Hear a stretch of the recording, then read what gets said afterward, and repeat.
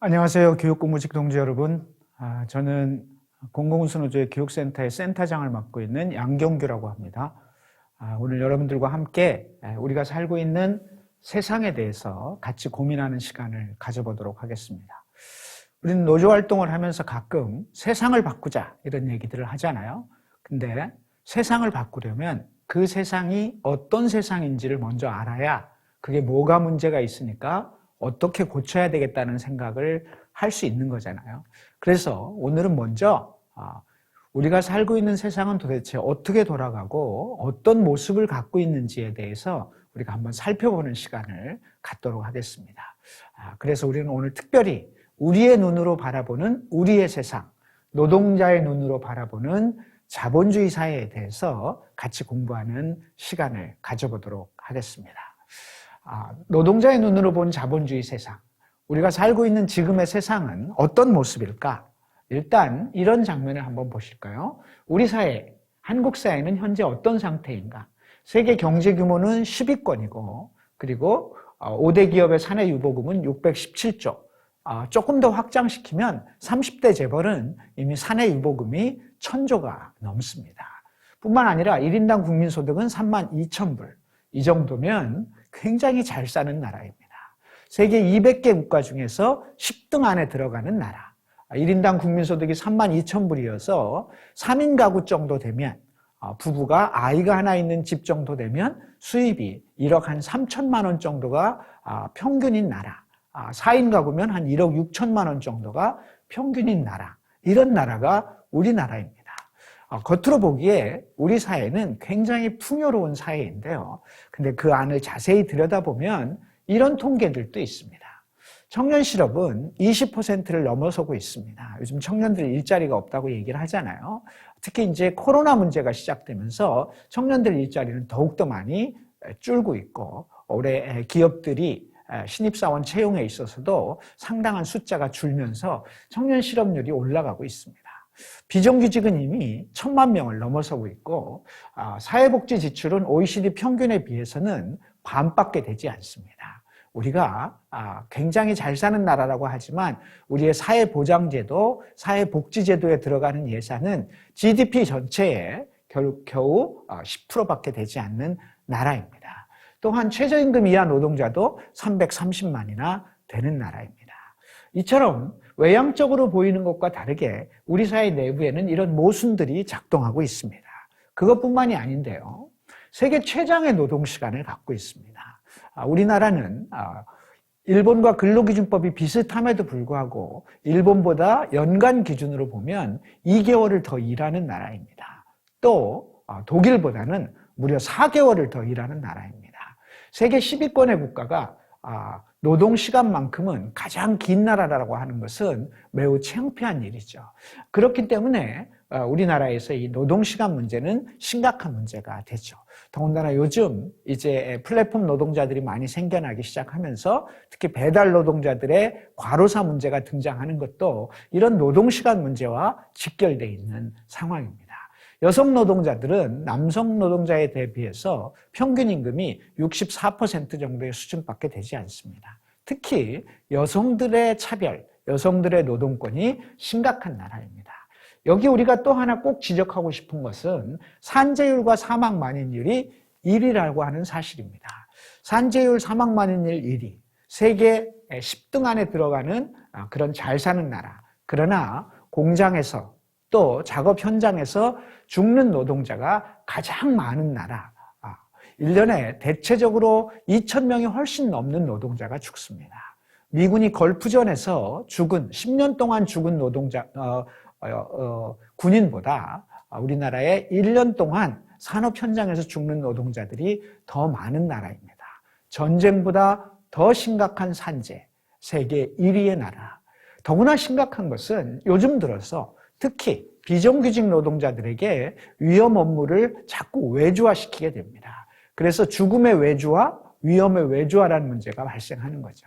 하청 노동자, 비정규 노동자는 정규직 노동자에 비해서 노동자의 사망이 8배나 더 많다는 사실을 보면 우리나라의 모순이 사회의 모순이 이렇게 적나라하게 드러나고 있는 그런 통계라고 할 수 있습니다.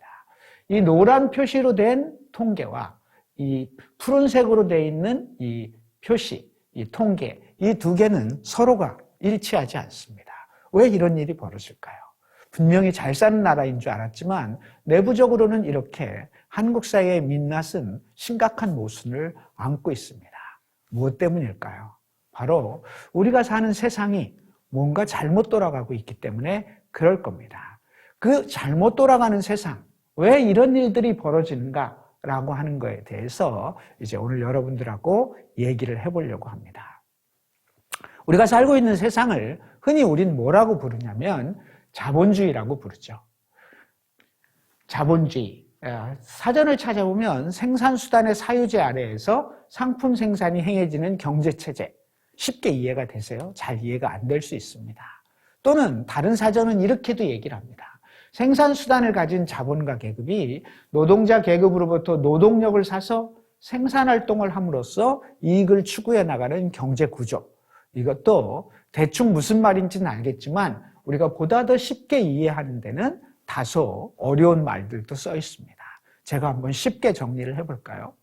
자본주의, 무슨 뜻입니까? 자본이라고 하는 것은 우리말로 하면 돈이고 주의라고 하는 것은 중심쯤 될 겁니다. 우리가 살고 있는 사회에 돈이 중심인 사회란 뜻입니다. 돈으로 돌아가는 사회, 돈을 중심으로 돌아가는 사회, 돈이 모든 것인 사회입니다. 우리는 일상에서 돈이 모든 것이라고 하는 것을 확인할 수 있습니다. 우리가 매일 접하는 광고 한번 볼까요? 부자 되세요라고 하는 광고 있습니다. 이 광고 나온 지 벌써 20년 가까이 되지만 국민들 머릿속에 이 광고는 굉장히 오랫동안 기억되는 광고입니다. 그것은 이만큼 이 간단한 부자 되세요라고 하는 광고 카피가 우리 머릿속에 강력하게 들어왔기 때문이죠. 부자 되세요. 무슨 뜻입니까? 우리가 살고 있는 세상엔 돈이 최고라고 하는 것을 광고는 우리에게 끊임없이 우리 머리에 집어넣고 있습니다. 그래서 우리는 알게 모르게 세상을 살면서 인간에 대한 이해보다는 돈을 중심으로 사고하도록 만들고 우리 스스로가 자본주의형 인간이 되도록 광고라고 하는 구조를 통해서 우리는 매일같이 그렇게 느끼게 만듭니다.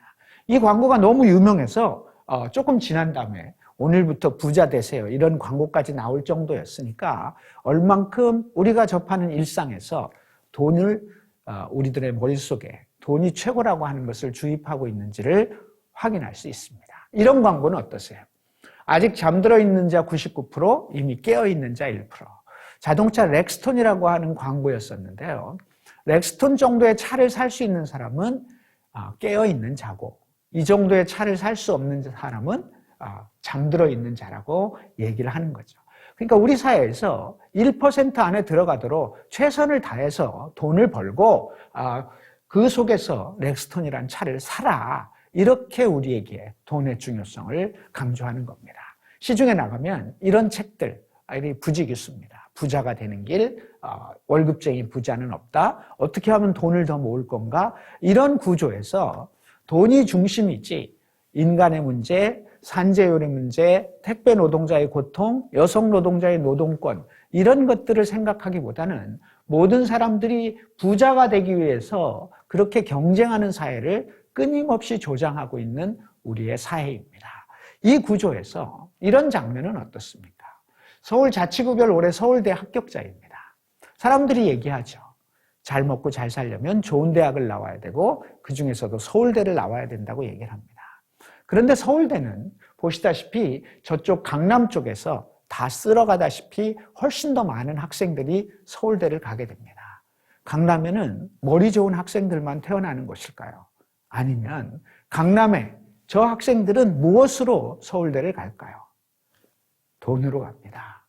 많은 사교육과 엄청난 학원비를 들여가면서 그래서 서울대를 가게 되고 그렇게 가려면 그 아버지가 부자여야 하고 그렇게 되면 이 사람들은 다시 서울대를 나와서 대한민국에서 번듯한 직장을 갖게 되고 다시 또 그것이 대물림을 하게 되는 거죠. 이런 구조 속에서 끊임없이 부가 세습되면서 이 구조 내에서 요즘 젊은 청년들 얘기하듯이 금수저, 흙수저란 얘기는 금수저를 물고 태어나고 그 물고 태어난 사람은 다시 서울대를 가고 그래서 또다시 자식에게 금수저를 물려주게 되는 구조죠. 그래서 여러분 책에서 보신 적이 있을지 모르지만 그래서 세습자본주의 이런 말들을 하게 되는 것이 이런 겁니다. 결국 교육이라고 하는 것도 결국 돈이 움직이고 있고 이 구조 내에서 공정함을 얘기하지만 실제로 그 공정한 경쟁이라고 하는 것이 출발부터 어긋나 있다는 것을 확인할 수 있습니다.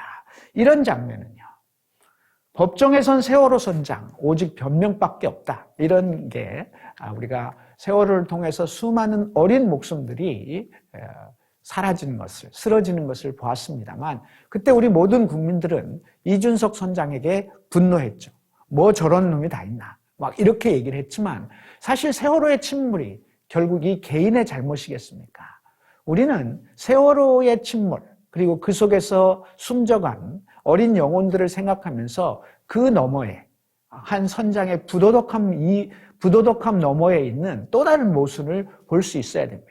그것은 무엇일까요? 세월호는 원래 설령이 25년밖에 되지 않는 배였습니다. 그런데 돈을 최고로 알고 있는 자본이 이 배가 그래도 멀쩡해 보이는데 5년만 더 연장합시다. 이렇게 해서 규제를 완화해서 세월호 25년짜리를 30년으로 바꿔냅니다. 그렇게 함으로써 이 배는 결국 노후화된 시설을 갖고 있음에도 불구하고 돈을 중심으로 사고하는 사회의 구조에서 또 돈을 계속해서 이윤을 추구하는 자본의 욕심 때문에 결과적으로 노후화된 배를 운영할 수밖에 없었던 거죠. 또 한 가지, 그때도 신문에 났습니다만 이 배의 많은 노동자들은 대체적으로 다 누구였습니까? 비정규직 노동자였습니다. 비정규직 노동자가 일을 못한다는 뜻이 아니라 열악한 근로조건과 열악한 노동시간이라고 하는 구조 속에서 결국 세월호라고 하는 것이 안전이 뒷전으로 물러날 수밖에 없었다는 것을 확인시켜 주는 거죠. 그래서 우리는 세월호 사건을 바라보면서 어느 개인의 도덕의 문제로 바라보는 게 아니라 이게 얼마나 이윤을 중심으로 돌아가고 돈을 중심으로 돌아가는 세상에서 사회적인 모순을 발생시켰는지 이것을 바라보는 것이 바로 노동자의 눈으로 보는 제대로 된 세상복이다. 이렇게 말씀을 드릴 수가 있습니다. 이 장면은 어떻습니까? 이 장면은 박근혜와 최순실과 이재용입니다. 다 알다시피 최순실과 박근혜는 권력을 쥐고 있었고 이재용은 돈을 쥐고 있었습니다. 그런데 지금 감옥에 있는 것은 권력을 쥔 사람들은 감옥에 있지만 돈을 쥔 사람은 똑같은 범죄를 저질렀음에도 불구하고 밖에서 떵떵거리고 다니고 있습니다. 무엇을 의미합니까? 세상에 가장 무서운 것은 정치 권력보다도 이제는 무엇이 더 무섭다고요? 돈이, 자본이 훨씬 더 우위에 있는 세상에 살고 있다라고 하는 것을 확인시켜주는 장면입니다. 이것이 바로 오늘 우리가 살고 있는 세상의 기본적인 모습들이다. 이렇게 볼 수 있습니다. 그렇다면 세상은 실제로 어떻게 움직이는지 그 얘기를 이제 한번 여러분들과 함께 나눠보도록 그렇게 하겠습니다.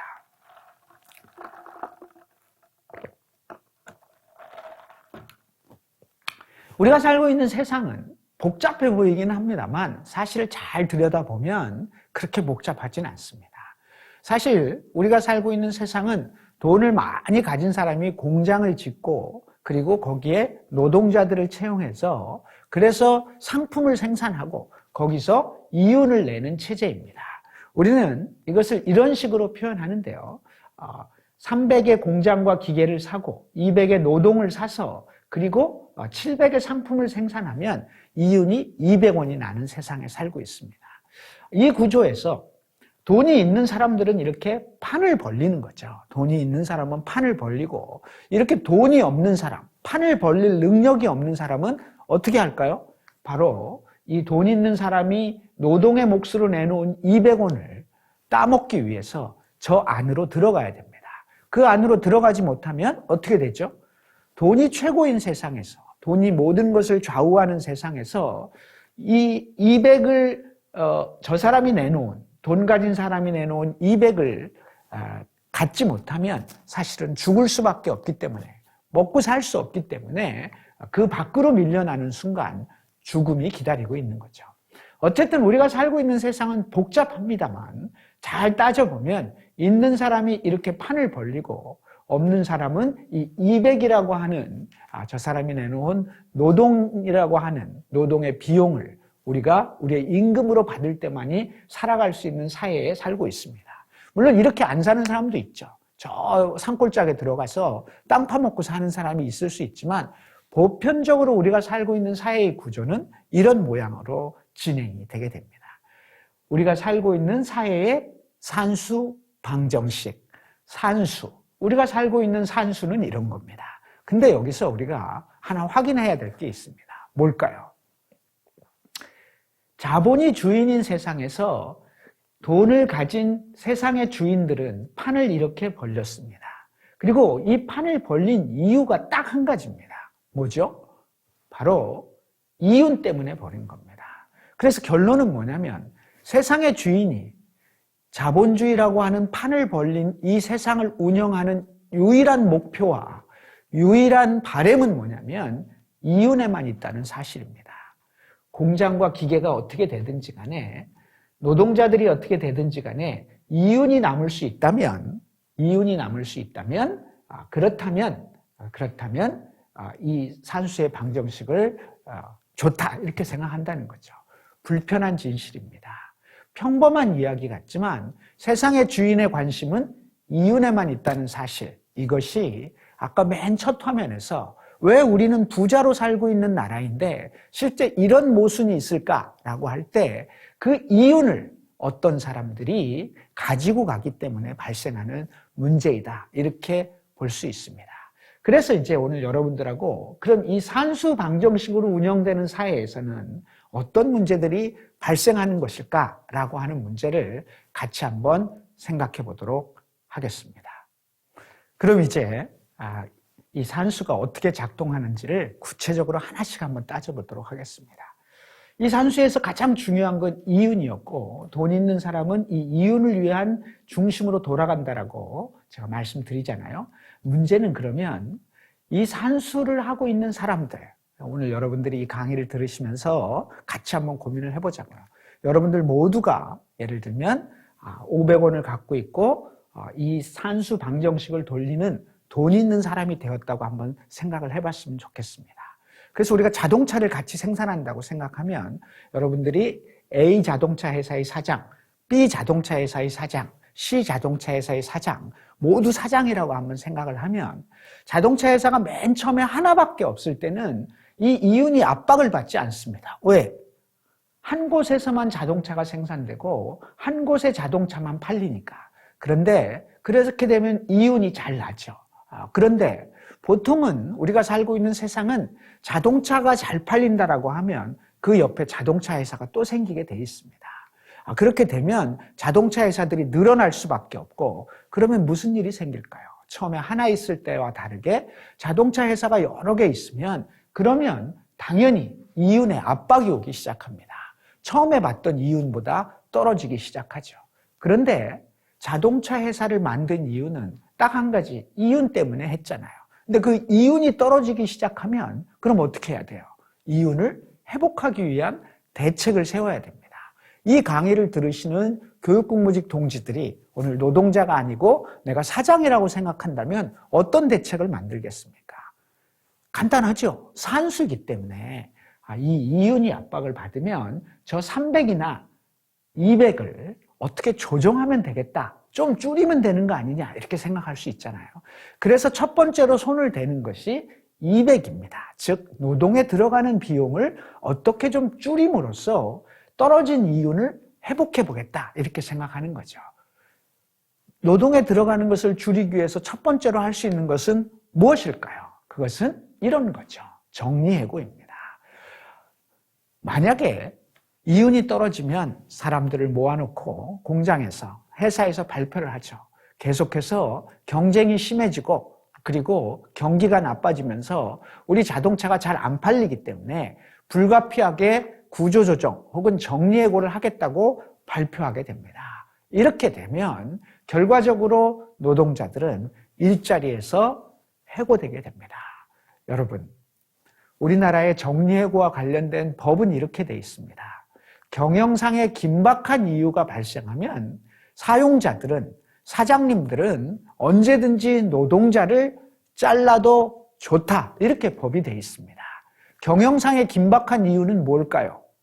바로 이윤이 떨어지면 노동자를 잘라도 해고해도 좋다, 이게 자본주의 사회의 법입니다. 그래서 이렇게 합법적인 법의 테두리 내에서 노동자들은 얼마든지 해고될 수 있는 거죠. 쌍용 자동차 같은 경우에 한꺼번에 몇 명이 해고됐죠? 구조조정과 정리해고, 그리고 이윤이 떨어진다는 이유로 2,626명을 한꺼번에 잘랐습니다. 이렇게 되면 여러분들 같으면 어떡하겠어요? 여러분들 같으면 갑자기 일하는 공장에서 이윤이 안 난다고 해서 노동자들을 그렇게 대규모로 해고하게 되면 노동자들이 얘기하죠. 야, 너네들 잘 나갈 때 돈 많이 번다고 우리한테 월급을 팍팍 올려주거나 너희들에게 난 이윤을 우리에게 돌려준 적도 없으면서 조금만 이윤이 줄면 왜 노동자를 자르는데 우리는 못 참아. 이렇게 해서 공장으로 들어가서 정리해고를 받아들일 수 없다고 항의하죠. 말하자면 데모하죠. 말하자면 노동자들이 파업도 하죠. 그런데 그 파업은 뭐죠? 불법입니다. 왜 불법이에요? 합법적으로 만들어진 법에 의해서 노동자를 언제든지 잘라도 좋다라고 했는데 잘린 노동자들이나 이것에 반대하는 노동자들이 공장 안에서 집회를 하면 그 순간 불법 점거 시위가 되는 겁니다. 그렇게 되면 이런 일이 벌어지죠. 이런 일이. 공권력이 들어와서 노동자들을 전부 잡아가기 시작하는 겁니다. 노동자들 입장에서는 너무나 안타까운 일이죠. 30년 기름밥을 먹으면서 자기들의 가족들을 먹여 살렸던 이 공장에서 갑자기 이윤이 안 난다는 이유로 해고되는 거죠. 노동조합은 얘기하죠. 해고하지 마라. 해고하지 말고 회사가 정 어려우면 3교대 근무라도 하더라도 일단 해고는 하지 말고 같이 한번 공장을 살려보자. 이렇게 얘기하지만 돈이 중심이고 이윤이 중심인 사람들은 이번 기회에 공장의 구조조정을 통해서 노동자들을 해고하고 이걸 통해서 다시 이윤을 회복하는 것을 바라는 것이지 이 노동자들을 끝까지 껴안고 갈 생각은 추호도 없는 거죠. 아까 얘기했잖아요. 이 산수를 하는 이유는 이윤 때문에 하는 거지 거기 있는 노동자들을 보살펴 주려고 하는 것이 아니기 때문에 그렇습니다. 이렇게 해서 정리해고라는 문제가 발생하게 됩니다. 그런데 만약에 A 자동차 회사가 정리해고 문제, 이윤이 안 나는 문제를 정리해고로 해결하면 B 자동차도 그렇게 해야죠. C 자동차도 그렇게 하게 됩니다. 그렇게 해서 자동차 회사들이 모두 구조조정이 되고 자동차 업종의 노동자들이 전면적으로 해고되게 되는 거죠. 그렇게 되면 어떻게 돼요? 한 바퀴 뺑 돌고 오면 자동차 시장의 자동차 회사들은 처음에는 구조조정을 하면서 이윤을 회복했지만 다른 데가 다 똑같이 따라서 하게 되니까 결국은 다시 원래의 조건으로 와서 자동차들이 또 똑같은 경쟁 구조에 내몰리게 되는 거죠. 이렇게 되면 노동자들을 또 잘라야 되는데 또 해고하면 어떻게 돼요? 공장을 돌릴 수가 없어. 노동이 없으면 공장이 안 돌아가니까. 일정하게 해고할 수는 있지만 다 해고는 할 수 없으니까 그 다음에는 다른 방식을 쓰게 됩니다. 뭘 쓰게 될까요? 바로 비정규직 문제가 등장하는 겁니다. 그래서 우리나라의 비정규직의 노동자들의 임금은 대체적으로 월 평균 비율이 51% 정도 됩니다. 다시 말하면 무슨 뜻이에요? 임금이 같은 돈으로 2명을 채용할 수 있다는 생각입니다. 그래서 A 자동차 회사가 200을 줄이는 방법, 노동에 들어가는 비용을 줄이는 방법을 처음에는 정리해고로 해결했다가 그 다음에는 비정규직을 쓰기 시작하는 거예요. 그렇게 해서 같은 돈으로 2명을 쓸 수 있는데 그리고 비정규직이나 하청을 쓰게 되면 퇴직금도 안 주고 다른 회사의 용역사원처럼 파견 노동자로 받아서 쓸 수 있기 때문에 비용을 훨씬 절감할 수 있는 거죠. 여러분에게 한번 물어보겠습니다. 교육공무직 동지 여러분, 여러분들이 만약에 A 자동차 회사의 사장이라면 B 자동차, C자동차, D자동차 회사의 사장이라면 이런 경우에 사람들을 정규직을 해고하고 비정규직을 쓰겠습니까? 안 쓰겠습니까? 나는 그럴 수 없다. 나는 고용공무직 노동자로서 조합활동을 해봤던 사람으로서 노동자를 비정규직으로 만드는 일은 절대로 하지 않겠다. 그렇게 되면 어떻게 되죠? 자동차 시장에서 퇴출되게 됩니다. 결국 이 자본주의라고 하는 체제의 구조 속에서 살아남으려면 그 사장은 역시 A자동차가 비정규직을 통해서 이윤을 회복하면 B자동차도 비정규직을 쓰기 시작하고 C자동차도 쓰기 시작해야 됩니다. 결국 이렇게 되면 그 자동차 업종에는 비정규직 노동자들이 넘쳐나기 시작하고 하청 노동자들이 넘쳐나기 시작하는 거죠. 그래서 우리나라에 원래 없던 비정규 노동자들이 이제 2천만 노동자 중에서 1,000만이 넘어가고 있는 것은 바로 이윤이라고 하는 구조에서 비정규직 노동자들이 이렇게 확장되기 시작하는 겁니다. 여러분들은 비정규 노동자의 문제와 관련해서 가끔 비정규직 노동자들에 대해서 도덕적으로 바라보는 경우가 있어요. 옛날에 서울의 한 유통업체인 이랜드라고 하는 업체에서 정규직 노동자들을 전부 아웃소싱으로 내보내고 비정규직 노동자로 대체하기 시작했어요. 이렇게 되니까 노동자들이 반발하기 시작했죠. 근데 그 이랜드 회사의 사장님은 교회의 독실한 기독교를 믿는 분이었어요. 그분은 그렇게 해서 그렇게 착하고 예수의 말씀을 전한다는 사람이 그렇게 하니까 노동자들이 데모하면서 이런 얘기를 해요. 예수 믿는 사람이 어쩜 저럴 수가 있어. 이렇게 얘기를 하는데 비정규직 문제를 쓰는 것은 그리고 자본주의 사회에서 이윤이라고 하는 구조에서 사장의 그 행태를 도덕적으로 착한 사람, 나쁜 사람 이렇게 본다면 우리가 살고 있는 세상을 보다 과학적으로 이해하지 못하는 겁니다. 예수를 믿든 부처님을 믿든 아니면 또 다른 종교를 믿으면서 독실한 신앙생활을 하든 그것이 중요한 게 아니라 세상의 구조라고 하는 것은 바로 이윤을 중심으로 돌아가고 있다는 사실입니다. 이 고민을 우리가 확인해 봐야 되고 그 속에서 비정규직이 왜 이렇게 늘어났는지를 우리는 알아야 할 겁니다. 그래서 예를 들면 학교 같은 경우 여러분 이제 교육 공무직이신데 학교 같은 경우를 보면 이런 표를 볼 수 있죠.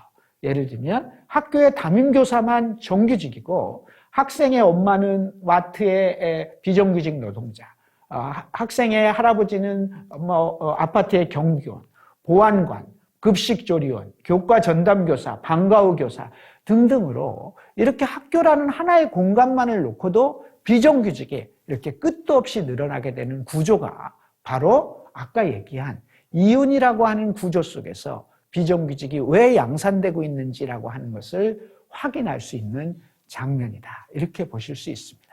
제가 300 더하기 200 더하기 알파는 700에서 200을 줄이는 첫 번째 방식 정리해고, 두 번째 방식 뭐요? 비정규직의 양산. 세 번째 뭐가 있을까요? 세 번째. 이제 세 번째 얘기를 해보도록 하겠습니다. 200을 줄이려면 200을 줄이거나 아니면 200을 보다 효율적으로 쓰려면 어떻게 하면 될까요? 노동시간을 늘리면 되죠. 그러니까 같은 돈을 주고 노동자를 사서도 노동시간을 한없이 늘릴 수만 있다면 그렇게 한다면 사실은 생산을 더 많이 할 수 있고 생산을 더 많이 하면 이윤이 또 늘어날 수 있기 때문에 노동시간을 끝없이 늘리는 거예요. 그래서 우리나라에서 노동시간이 길어지는 겁니다. 우리나라의 노동법은 원래 주 40시간으로 되어 있습니다. 주 40시간으로 되어 있고 그중에 일주일에 12시간 시간의 노동을 할 수 있도록 법에 정해져 있습니다. 그래서 결과적으로 우리나라는 52시간만 노동할 수 있습니다.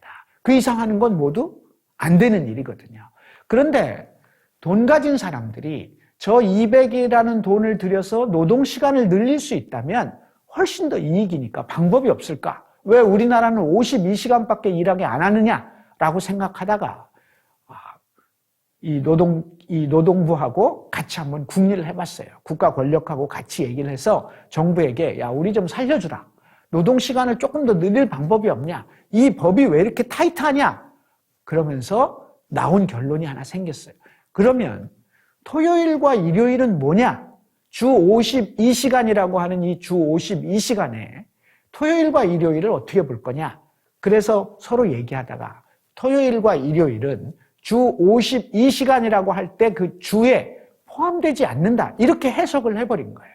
그래서 토요일에 8시간, 일요일에 8시간을 추가로 해도 법에 저촉되지 않는다라고 노동부가 유권 해석을 내렸어요. 그래서 실제로 우리나라는 노동시간이 몇 시간이 됐다고요? 68시간이 돼버린 거예요. 그러다 보니까 우리나라가 최장의 노동시간이 된 거죠.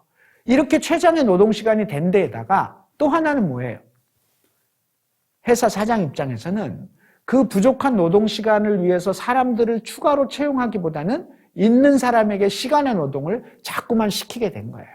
결과적으로 일자리가 줄어들거나 아무리 돈을 많이 벌어도 일자리가 늘어나지 않는 문제가 발생하게 된 거죠.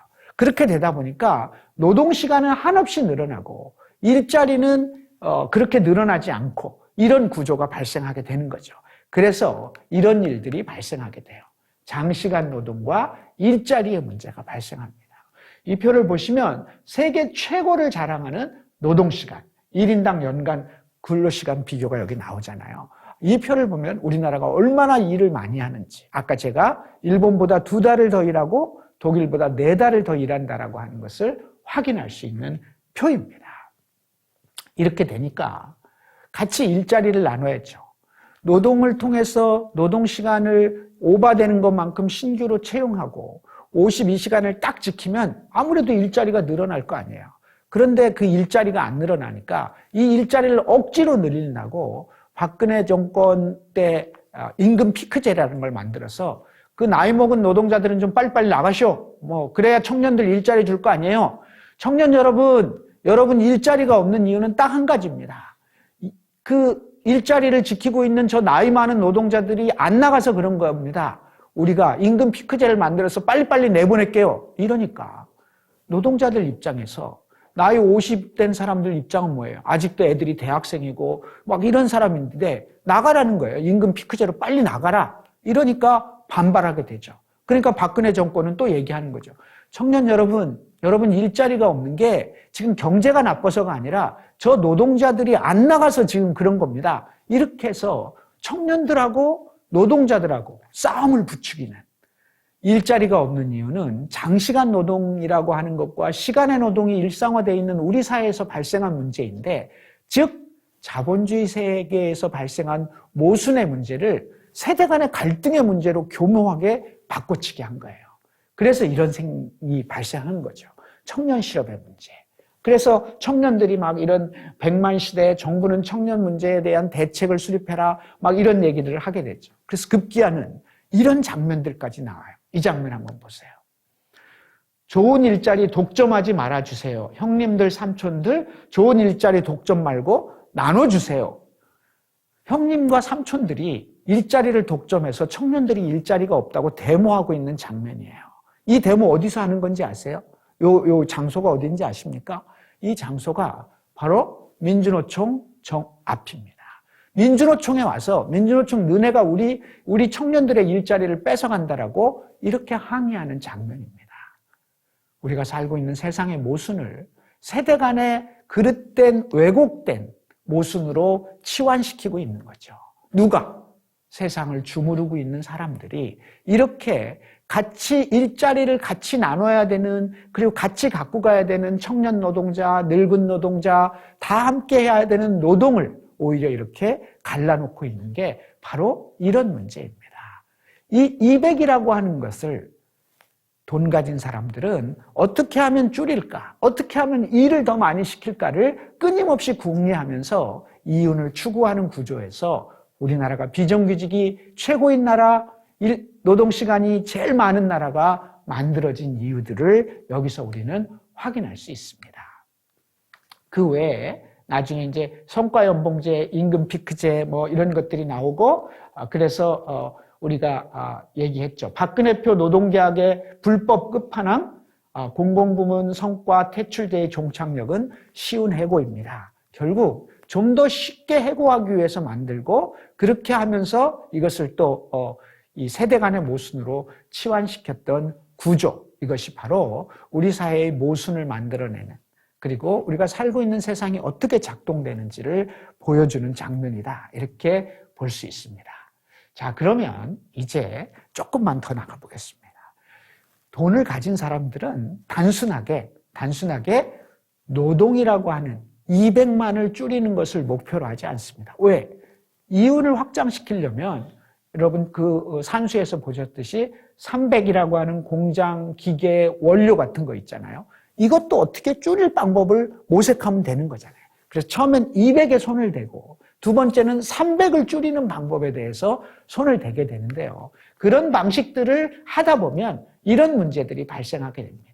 우리가 살고 있는 세계에서 나타나고 있는 현상들이잖아요. 전쟁, 세계화와 WTO, 환경과 생태 문제, 또 공공부문, 또 공공복지, 이런 문제들이 등장하기 시작하는 거죠. 이제 조금 더 깊이 들어가서 우리가 살고 있는 세상에서 벌어지는 이런 일들은 왜 발생하는 건지를 우리가 조금 더 들여다보도록 그렇게 하겠습니다.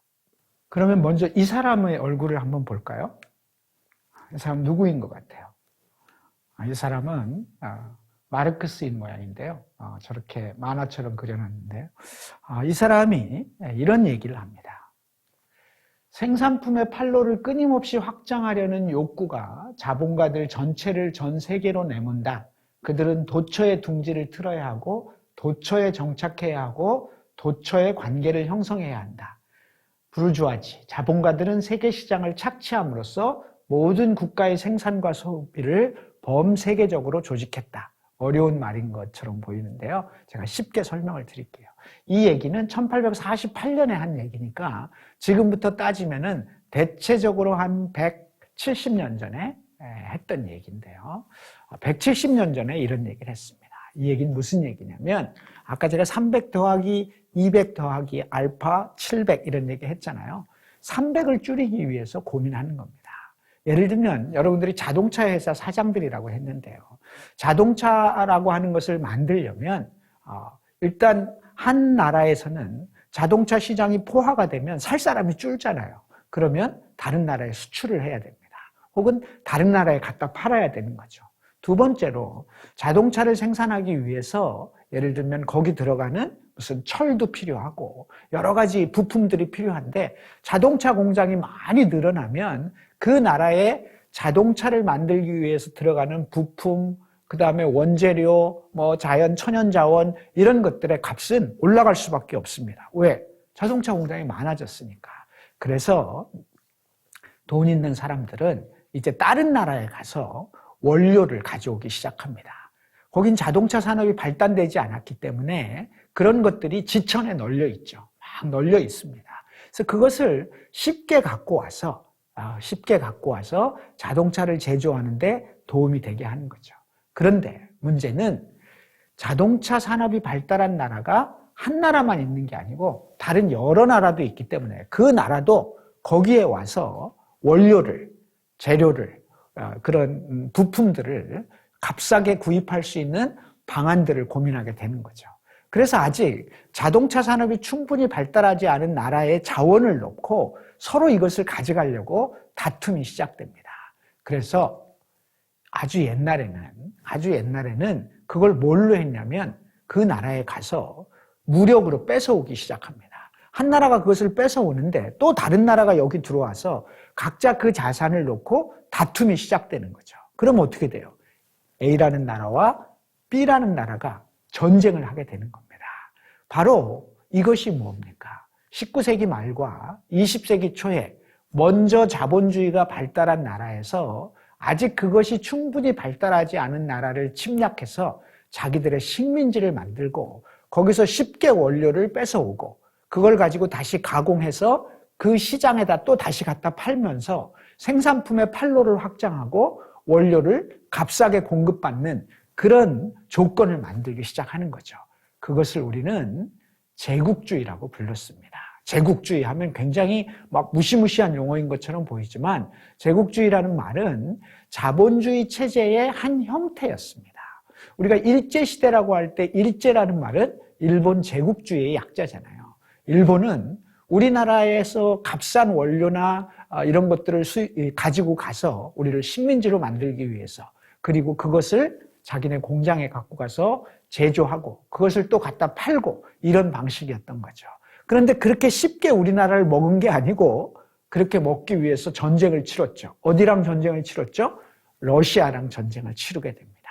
그게 러일 전쟁이었고, 그 전쟁에서 일본이 이기면서 1905년에 우리나라를 을사조약을 통해서 보호하겠다 이래가지고 먹기 시작하더니 마침내 1910년도에 한일 강제 합병을 통해서 우리나라를 식민지로 만들게 됩니다.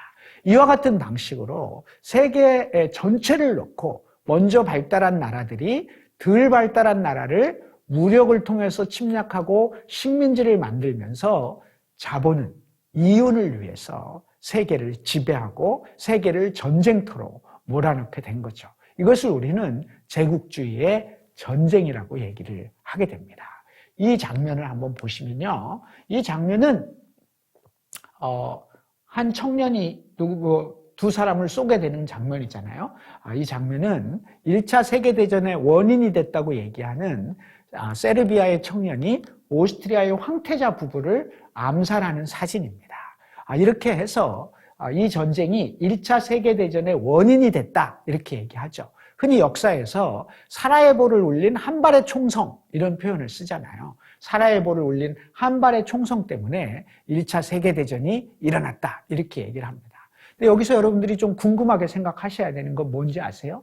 왜 세르비아의 세르비아의 청년이 오스트리아의 황태자를 죽였는데 이것이 전 세계를 전쟁으로 몰아넣은 원인이 되었을까? 그것은 세르비아가 오스트리아의 황태자를 저격하니까 둘이 싸움이 나기 시작합니다.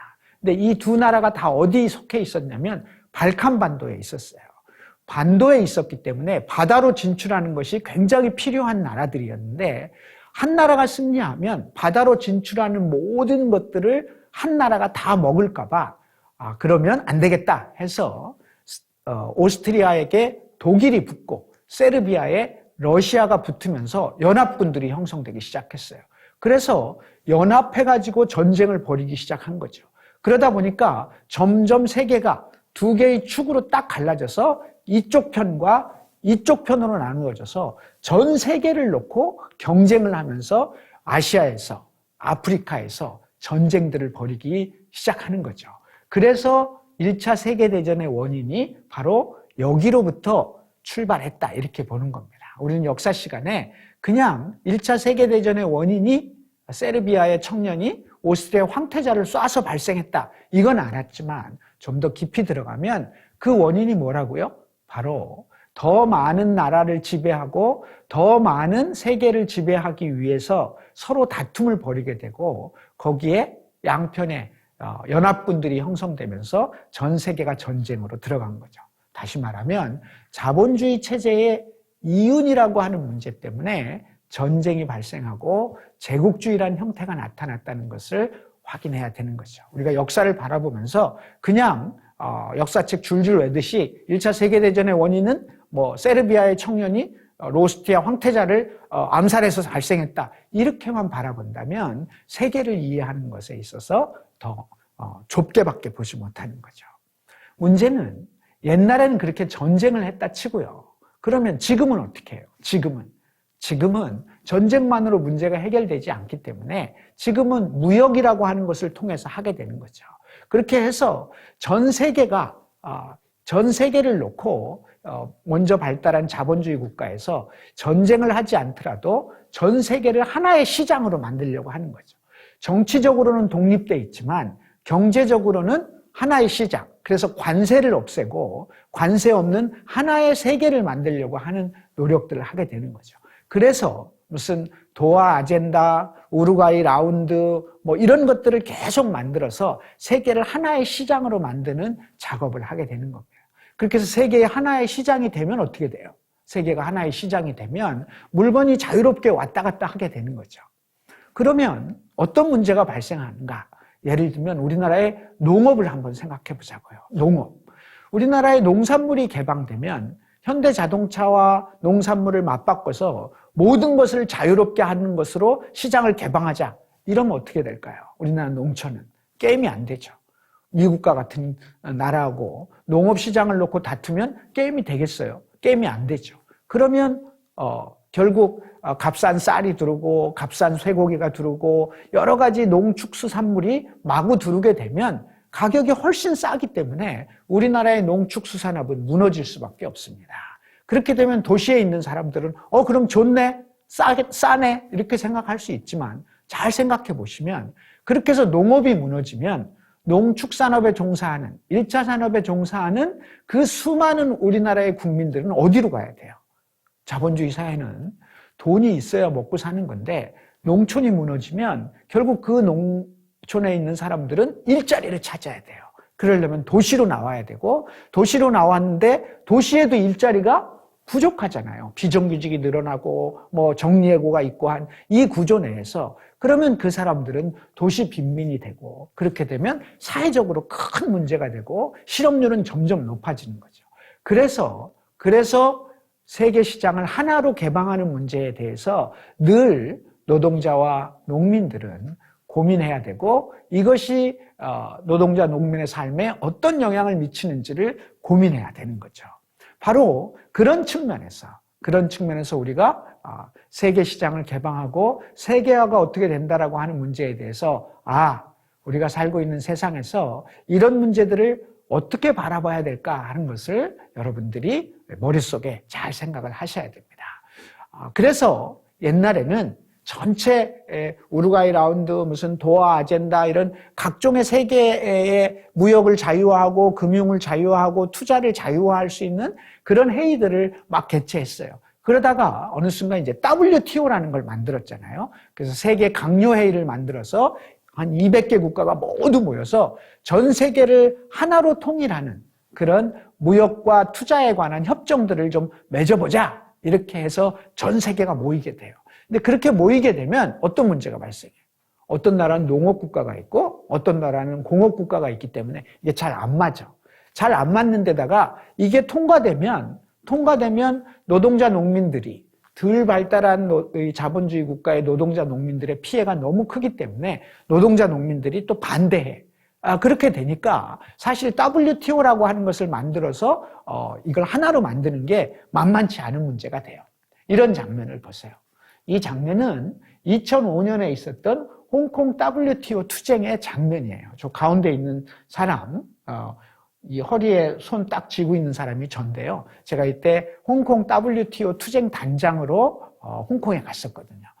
그래서 1000명이 넘는 노동자 농민의 투쟁 난을 끌고 그리고 홍콩에 가서 이제 데모를 하면서 WTO 반대하는 투쟁을 하게 돼요. 제가 이때 홍콩에서 감옥에서 구속됐어요. 그래서 홍콩 감옥에 있었는데요.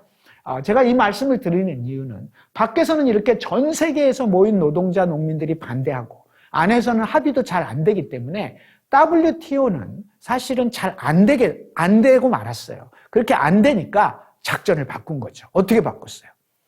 이게 한꺼번에 모여서 하면 안 되는구나. 그러면 두 나라끼리만 먼저 하자. 그래서 A나라와 B나라가 먼저 하고 그리고 B나라와 C나라가 하고 C나라와 D나라가 하고 또 D나라와 A나라가 하고 이렇게 서로 교차하면서 양국 간의 무역과 투자에 관한 협정들을 맺어가기 시작하는 거예요. 그렇게 맺다 보면 전 세계를 하나로 모아놓고 하는 것보다 훨씬 효과적으로 세계를 하나의 시장으로 만들 수 있겠다. 이렇게 생각한 거죠. 그렇게 해서 진행된 것, 그게 뭐예요? FTA입니다. 그래서 여러분들이 이 자본주의 사회에서는 300에 들어가는 비용, 공장이나 기계, 원료, 재료 이런 비용들을 절약하기 위해서 바로 이렇게 세계화라고 하는 이름이 등장하기 시작했다는 것을 여러분들이 이해하셔야 되고 그런 속에서 우리가 왜 WTO 문제나 FTA 문제나 이런 문제에 대해서 제대로 된 시선을 가져야 되는가 하는 것을 이 장면을 통해서 여러분들이 확인하셨으면 좋겠습니다. 이제 우리가 살고 있는 세상이 어떻게 돌아가는지 감이 좀 잡히시죠? 결론은 하나입니다. 이윤을 위해서 어떤 것이 희생되더라도 이윤만이 확보될 수 있다라고 한다면 그걸 위해서 자본은, 그리고 우리가 살고 있는 세상은 그렇게 작동을 하고, 그 작동의 구조 속에서 노동자들은 늘 어려운 삶을 살 수밖에 없다라고 하는 것을 확인시키고 있다라고 하는 것을 보셨으면 좋겠습니다. 두 번째로 300의 문제와 관련해서 환경과 생태의 문제가 있습니다. 여러분들 보시면 1992년 리우 환경회의, 1997년 교토 기후회의, 2015년 파리 기후회의, 이런 회의들을 연달아 열어서 파리 협정이라는 걸 체결했어요. 이렇게 체결한 이유는 뭐예요? 지구가 이제는 점점 공장이 많아지고 끊임없이 지구의 온도를 높이는 활동들이 늘어나기 시작하면서 지구 자체에 위기가 오기 시작한 거죠. 그래서 파리 협정을 통해서 지구의 온도가 계속 이렇게 올라가면 결국 지구가 망하게 생겼다. 그리고 이 지구가 망하는 이유는 공장을 끝없이 짓고 끝없이 우리의 삶이라고 하는 것이 이윤을 추구하는 과정에서 이런 문제들이 발생하고 있으니까 우리 좀 자제하자라고 하는 합의를 한 거예요. 그 합의의 내용이 이렇습니다. 지구 평균 온도를 산업화 이전 온도에서 2도 훨씬 못 미치게 증가하는 정도로 억제해서 어쨌든 1.5도 정도 수준에서 정리를 해보자, 이렇게 얘기를 하고 있는 겁니다. 그런데 이게 사실은 쉽지 않습니다. 통계에 의하면 지난 10,000년 동안 지구의 온도가 4도가 올랐습니다. 그런데 불과 100년 동안 얼마가 올랐냐면 지금 과거 100년 동안은 1.4도가 올랐습니다. 얼마나 이 산업화 이후에 지구 온도가 급격히 올라가고 있는지를 확인시키고 있는 장면이죠. 실제로 이런 상황을 보시면 제시된 감축 계획을 모두 이행해도 이런 방식으로 계속 가면 2100년에는 3도에서 3.5도까지 올라갈 거다. 이 정도 되면 어떻게 돼요? 지구는 거의 기능을 발휘하지 못할 정도의 수준이 된다라고 얘기를 합니다. 지금도 현재 우리 사회의 구조, 우리 지구의 구조는 이렇습니다. 현재 우리나라는 다른 나라에 비해서 전 세계의 지구의 온도가 올라가는 것에 비해서 얼마나 올라가신지 압니까? 1.9배에서 2.6배 정도로 한국의 기온은 더 많이 올라가고 있습니다. 그만큼 우리 사회의 환경과 생태 문제는 굉장히 심각한 문제입니다. 이런 일이 벌어지는 이유는 뭐예요? 이런 일이 벌어지는 이유는 이윤 때문입니다. 이 파리 협정이 체결됐을 때 가장 먼저 이런 협정이 체결된다 해도 나는 절대로 지키지 않을 거야 라고 하면서 맨 먼저 뛰쳐나간 나라가 어디지요? 미국입니다. 맨 먼저 뛰쳐나간 나라는 미국. 가장 발달한 자본주의 국가인 미국이 난 안 해, 이렇게 한 거죠. 그러면 자본주의가 덜 발달한 나라는 여지까지 너네가 이런 식으로 공장 만들고 막 해가지고 지구 온도를 대폭 올려놓고 잘 먹고 잘 사는데 우리처럼 이렇게 뒤늦게 자본주의 체제와 개발이 시작된 나라들은 그럼 어쩌라고? 우리도 안 해. 이렇게 해서 다 안 한다고 나자빠지면 그러면 사실 지구가 끝장이 나는 거죠. 이런 일이 벌어지는 이유는 이윤 때문입니다. 작년부터 브라질의 산불, 호주의 산불들이 연이어 일어나고 있습니다. 코로나는 왜 생겼습니까? 생태학자들은 다 얘기하죠. 그동안에 동물들과 인간들이 사는 공간들이 나누어져 있었는데 계속해서 이윤을 추구하는 과정에서 개발이 확장되면서 이 공간을 인간들이 점점 없애게 되고 그런 구조에서 이 경계선이 무너지면서 다른 바이러스들이 결국 인간 세계로 침투하는 과정에서 발생한 것이 코로나다라고 얘기하고 있습니다. 환경과 생태의 파괴는 이제 우리가 코로나 시대를 맞이하면서 정말 이것이 얼마나 심각한 문제인지 결국 코로나 시대에 우리가 늘 신문에 접하는 기사는 뭐예요? 막상 코로나가 되니까 누가 가장 피해를 본다고요? 못 사는 노동자, 하위 20%의 노동자, 조금 더 어려운 중소자영업자, 이런 사람들이 훨씬 더 어려움을 겪는다는 것을 우리는 모든 통계를 보면서 확인할 수 있습니다. 결국 기후가 악화되고 환경과 생태가 파괴되면 가장 피해를 보는 것은 누구입니까? 노동자들입니다. 교육근무직 동지 여러분, 코로나가 생겼을 때 여러분들이 수많은 고통 속에서 집에서 근무하고 그런 과정에서 여러 가지로 근로조건과 임금 문제에 압박을 받았던 걸 경험하십니까? 결과적으로 환경과 생태의 문제는 노동자의 삶과 전혀 관계없는 문제가 아니라 바로 우리의 문제입니다. 그런데 이것을 파괴하는 건 누구냐? 돈 가진 사람들입니다. 이런 통계도 있습니다. 세계에서 잘 사는 사람들의 1%가 내뿜는 이 이산화탄소의 가스 배출량이 세계 50%의 인구가 내뿜는 이산화탄소 가스 배출량의 2배가 된다고 합니다. 6천만 명이 내뿜는, 잘 사는 사람 6천만 명이 내뿜는 이산화탄소의 가스 배출량이 30억 명의 지구 인구, 반절이죠. 이 30억의 지구 인구가 내는 이산화탄소의 가스 배출량보다 2배가 된다는 사실입니다. 결국 잘 사는 사람들은 이 환경과 생태가 파괴돼도 먹고 사는데 못 사는 사람들은 점점 더 어려워질 수밖에 없다는 것을 확인하고 여러분들이 노동운동을 하시고 노조활동을 하시면서도 환경과 생태 문제에 대한 깊은 관심을 가져야 된다라고 하는 말씀을 드리겠습니다. 다음으로 제가 이제 다음을 넘어가기 전에 요 질문을 여러분들에게 한번 해보도록 하겠습니다. 우리가 살고 있는 세상에서 국가란 무엇이죠? 아니 국가가 공정하게 우리가 이렇게 못 살게 하지 말고 노동자와 돈 있는 사람들을 공정하게 대우하고 돈 없는 사람들은 조금 더 대우하고 이윤이 나는 것들을 조금 더 나눠주고 이렇게 하면 되지 않겠냐. 그럼 국가가 그런 역할을 하면 되는 거지. 문재인 정부가 좀 잘하면 되지라고 생각할 수 있죠.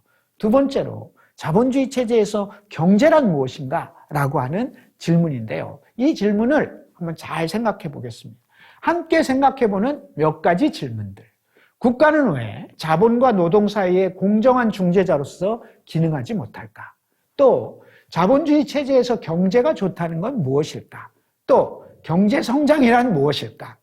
또 1인당 국민소득이 높다는 것은 국민들의 행복과 무슨 관계가 있을까? 이런 얘기들을 한번 여러분들하고 나눠보도록 하겠습니다.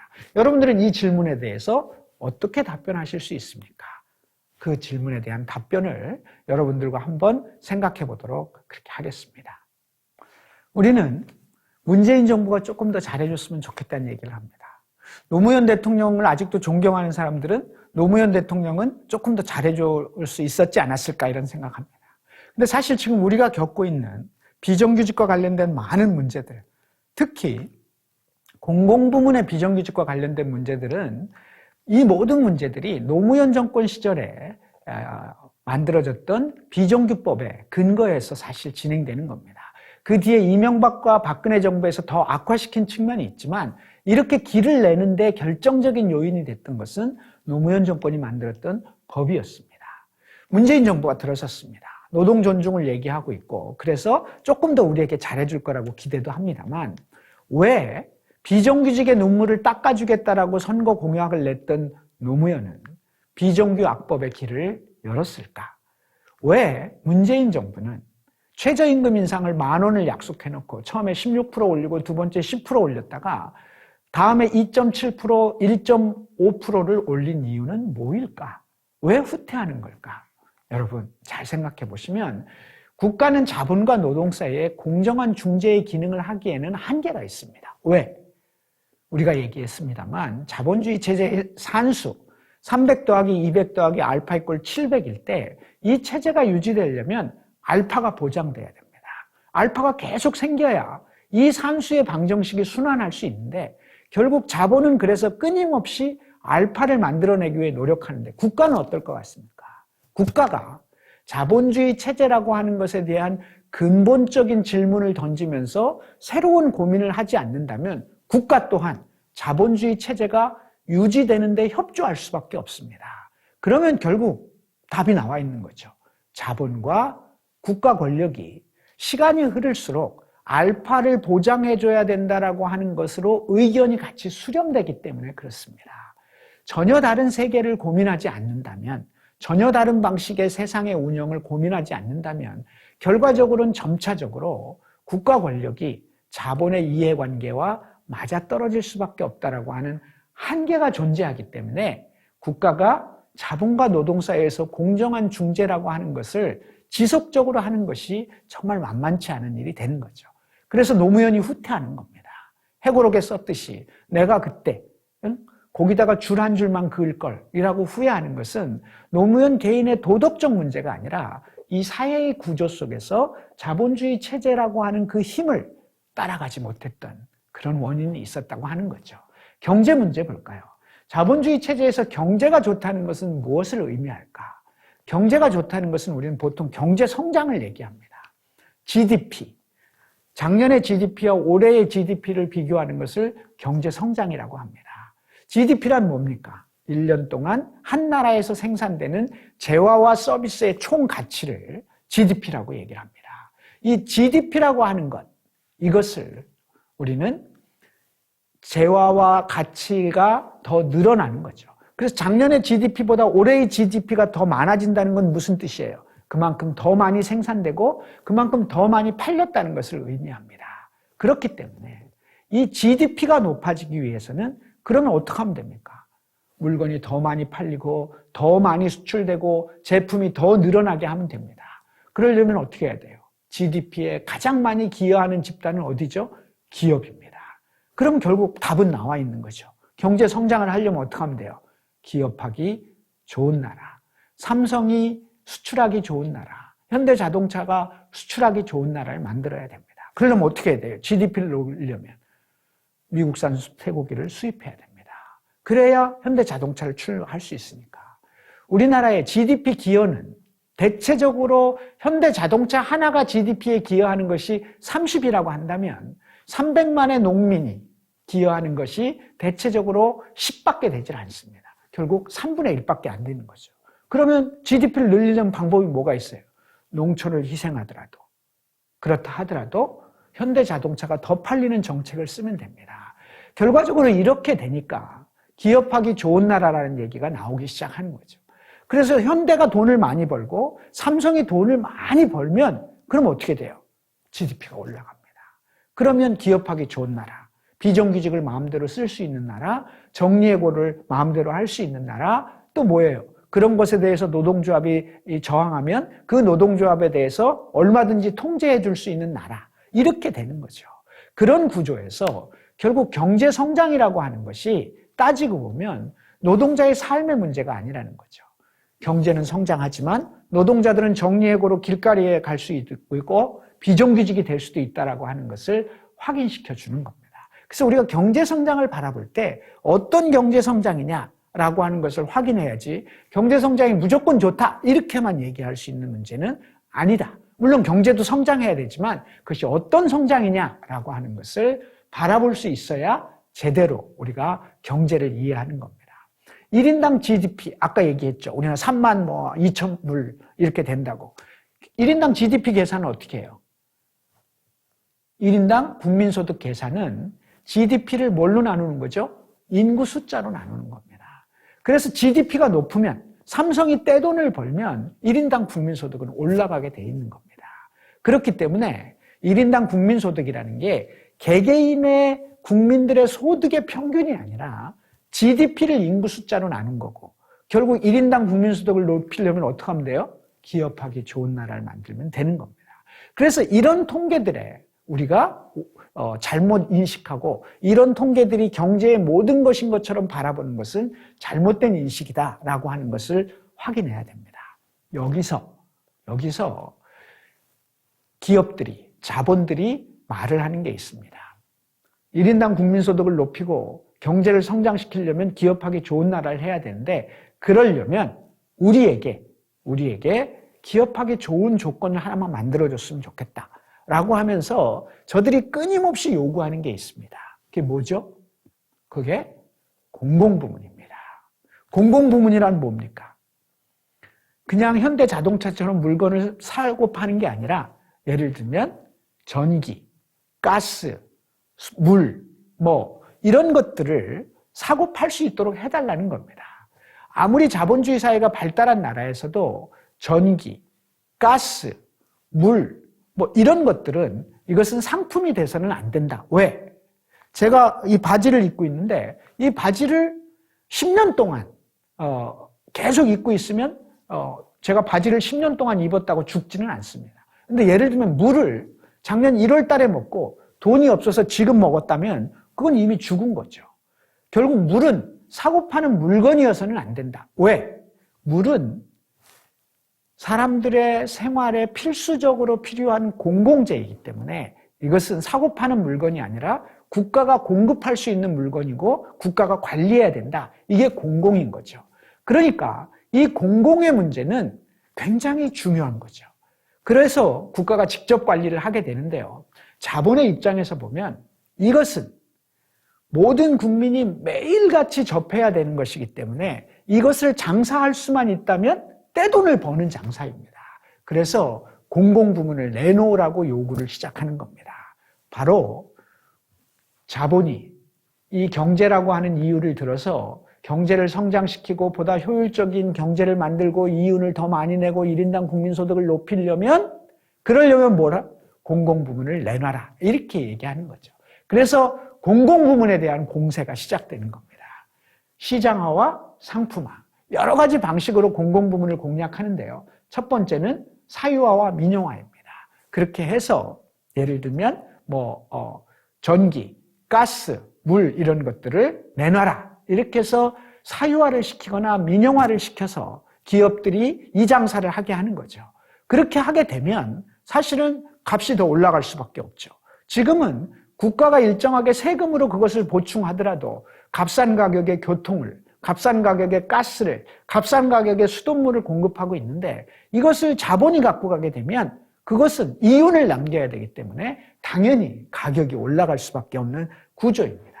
거기다가 한꺼번에 민영화를 하지 못하면 경쟁체제라는 걸 만들어서 국가가 하더라도 우리도 같이 하자라고 하면서 끼어들게 되는 거죠. 이런 방식으로 국가의 공공부문에 대해서 끊임없이 공격을 합니다. 예산 감축과 구조조정, 규제 완화와 규제 혁신 또는 통폐합 또는 경영평가 이런 방식을 통해서 공공부문에 대한 전면적인 공격을 하도록 하고 있는 것입니다. 아까 제가 세월호 문제를 얘기했는데 규제 완화와 규제 혁신 이런 것도 마찬가지입니다. 그렇게 함으로써 이 규제를 완화함으로써 조금 더 장사를 쉽게 할 수 있도록 예를 들면 우리나라 도시가스 사업법에는 밑에 이 땅바닥에 깔려있는 도시가스의 배관을 이 검사하고 안전을 늘 점검해야 되는 점검요원을 몇 킬로미터당 한 명씩 뽑도록 되어 있습니다. 이것은 의무적으로 뽑아야 되는 법에 규정되어 있는 규정입니다. 그렇기 때문에 만약에 50km당 한 명인 것을 사고도 안 나는데 50km를 100km로 바꿔달라 이렇게 하는 것을 규제 완화라고 얘기합니다. 근데 만약에 실제로 그렇게 규제가 완화되면 어떻게 돼요? 완화되면 노동자들이 일자리가 줄어드는 거죠. 그동안은 50km당 한 명씩 채용되던 게 100km당 한 명이 되고 국민의 안전은 어떻게 됩니까? 국민의 안전은 안전과 생명은 위험하게 되는 거죠. 세월호의 설령 25년짜리 배를 30년까지 늘려준 건 바로 이런 일입니다. 이렇게 공공부문 전반에 대한 공세가 시작되는 겁니다.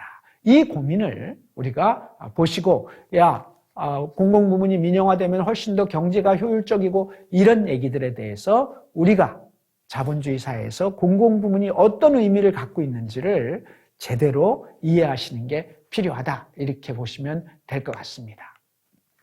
그래서 결론적으로 말씀드리면 공공부문에 대한 자본의 공세를 하게 되면 자본은 이윤이 증가하고 외형적인 경제가 성장하고 1인당 국민소득도 증가하지만 결과적으로 그렇게 되기 때문에 정예고와 비정규직, 사회적 불평등, 공공서비스의 축소, 생명과 안전의 위협이라고 하는 문제가 발생하게 된다라고 하는 뜻입니다.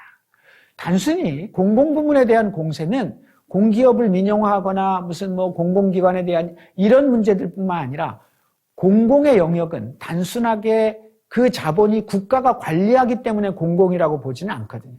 병원, 민간병원도 있지만 그 자체가 공공성을 갖고 있는 의료인데요. 공공복지에 대해서 우리가 저들이 생각하는 겁니다. 예를 들면 국민건강보험, 의료보험을 그거를 우리가 하고 싶다. 민간이 했으면 좋겠다. 이런 생각하게 되는 거죠. 그런 측면에서 이제 의료보험의 민영화도 주장하고 병원은 지금 비영리법인인데 이 병원을 이제 영리법인으로 만들어서 상업성을 갖는 의료체제로 전환했으면 좋겠다. 이런 요구를 계속 하게 되는 겁니다. 그걸 한번 볼까요? 요건 넘어가겠습니다. 요건 넘어가고요. 요거는 넘어가고 사회복지 제도에 대해서 공격을 시작합니다. 미국 같은 경우에는 민간 의료보험이고 오바마가 대통령이었을 때 오바마 케어를 통해서 미국의 의료보험 제도를 바꿔야 된다. 안 그러면 진짜 큰일 난다. 이렇게 주장하면서 미국의 의료보험 제도를 새로 도입하려고 노력을 했습니다만 우리나라에서는 거꾸로 지금 있는 국가의료보험 체계를 뭘로 바꾸라고요? 민간의료보험 체계로 바꾸라는 요구를 계속 하게 있는 거죠. 뭐 때문에? 이윤 때문에. 우리가 그 장사를 좀 해야 되겠다. 그렇게 해서 이렇게 공공복지를 시장화하고 상품화해서 이 공공의료를 공격하기 시작합니다. 한편으로는 의료 민영화로 공격하고 한편으로는 민간 의료보험으로 공격을 하게 됩니다. 이렇게 공격하면서 결국 이 의료시장을 우리 국민건강보험 같은 것을 이제 민간보험으로 대체하자라는 요구를 계속해서 하게 되는 거죠. 그런데 이게 막힙니다.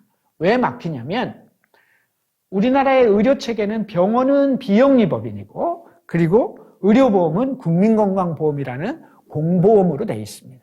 이 두 개가 이것을 막아내고 있는 거죠. 이렇게 막아내면서 계속해서 이건 절대 안 돼 이렇게 하니까 돈 가진 사람들은 저걸 어떻게 하면 공략할 수 있을까?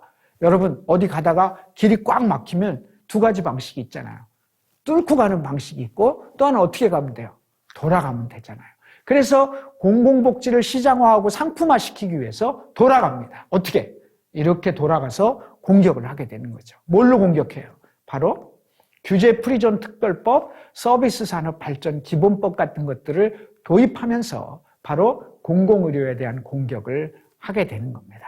이런 방식으로 자본은 이윤이라고 하는 구조에서 우리들이 갖고 있는 사회복지 제도에 대해서도 끊임없이 공격을 해오고 있습니다. 이게 문재인 정부에서 통과된 법들입니다. 규제 프리존 특별법, 서비스 산업 발전 기본법 이런 걸 통해서 공공의 영역에 대한 공세를 펼치게 되는 겁니다. 교육공무직 동지 여러분, 우리는 오늘 우리가 살아가고 있는 세상이 얼마나 이윤이라고 하는 구조 속에서 저 돈 가진 사람들, 자본이 얼마나 집요하게 세상을 이윤 중심으로 바꾸려고 하는 것을 보셨을 겁니다. 사업장 내에서 여러분들이 임금을 올리는 1% 때문에 걱정을 많이 할 때 세상은 거꾸로 사업장 내에서 1%가 중요한 게 아니라 세상 전체를 자본이 어떻게 하면 지배할까? 그렇게 해서 어떻게 하면 전 노동자들을 비정규직으로 만들까? 어떻게 하면 공공부문을 전부 상업화시킬까? 어떻게 하면 정리해고를 보다 쉽게 할 수 있을까? 어떻게 하면 환경과 생태를 더 파괴할까? 이것들을 고민하고 있다는 사실입니다. 그래서 여러분들이 교육공무직 노조활동도 열심히 하셔야 되겠지만 전체 세상이 어떻게 돌아가고 그 세상에서 우리가 어떤 고민을 해야 되는지 세상에 대한 이해를 깊이 해야 됩니다. 노동조합이 뭐라고요? 세상을 바꾸자. 이건 구호가 아니라 실제로 노동조합은 우리 사업장의 나의 임금 1%도 중요하지만 세상 밖에 자본이 전체 노동을 지배하는 세계가 되면 우리가 이 근거하고 있는 우리의 사업장의 공간의 활동의 범위도 우리들의 생존권의 범위도 축소된다라고 하는 것을 늘 생각하시라는 의미에서 오늘 세상 돌아가는 얘기를 말씀을 드리고 있는 겁니다. 자본주의의 역사는 이렇게 발달해 왔습니다. 원시 공산제, 노예제, 봉건제 이렇게 발달해 오다가 결국 자본주의 체제가 18세기 후반 1770년경부터 시작돼서 지금까지 쭉 이어져 왔습니다. 이 구조에서 우리가 마지막으로 제가 동지 여러분께 당부의 말씀 하나 드리면서 마칠까 합니다. 바로 자본주의 체제와 노동운동에 관계된 겁니다. 처음에 봤던 표인데요. 세상이 이렇게 돌아가는 거고 우리는 여기 이 사람이 내놓은 200원을 어떻게 해서라도 받아야 먹고 살 수 있는 그런 체제에 살고 있습니다. 그리고 저들은 끊임없이 이윤을 추구합니다. 이 구조에서 이윤이 아니라 노동자, 인간 중심의 세상이 되기 위한 고민을 하는 게 우리의 삶인데요. 저들이 이윤을 추구하는 것을 막을 수 있는 유일한 방법은 뭘까요? 딱 하나가 존재합니다. 저렇게 저들이 이 상품을 만들어내고 이윤을 만들어내기 위해서 모아놓은 사람들, 노동자들이죠. 저 노동자들이 통째로 단결해서 일을 안 하면 세상이 안 돌아갑니다. 결국 단 하나, 이웃만을 추구하는 세상에서 그것을, 그 바퀴, 제동장치가 고장난 자본주의의 바퀴를 멈추게 하고, 그리고 함께 살아가는 세상을 만들 수 있는 유일한 힘은 노동에게 있고, 노동의 집단에 대한 힘인 노동조합에 있다는 사실입니다. 그 노동조합이 사업장의 1%만을 고민한다면 세상은 저들이 지배할 겁니다. 그러나 그 노동조합이 사업장의 1%와 함께 세상의 노동자들의 삶과 인간의 삶을 같이 고민한다면 저들이 아무리 이윤을 추구하는 세상이 된다 하더라도 이윤보다 인간, 세상을 바꾸는 노동조합이 될 수 있는 것입니다. 그래서 제가 여러분들에게 오늘 우리가 살고 있는 세상이 얼마나 이윤 중심으로 돌아가는지를 말씀드렸고, 그 속에서 우리가 세상을 제대로 보는 시선을 갖자는 말씀을 드리는 거고, 그리고 그렇기 때문에 우리가 노동조합을 하면서 조금 더 열려진 시각, 좀 더 넓은 시각으로 노동운동을 바라보았으면 좋겠다라고 하는 말씀을 드리고자 합니다. 오늘 1시간 반 가까운 시간 함께 해주신 교육공무직 동지 여러분께 진심으로 감사의 말씀을 드리고요. 우리 함께 새로운 세상을 위해서 노력하기를 바라겠습니다. 고맙습니다.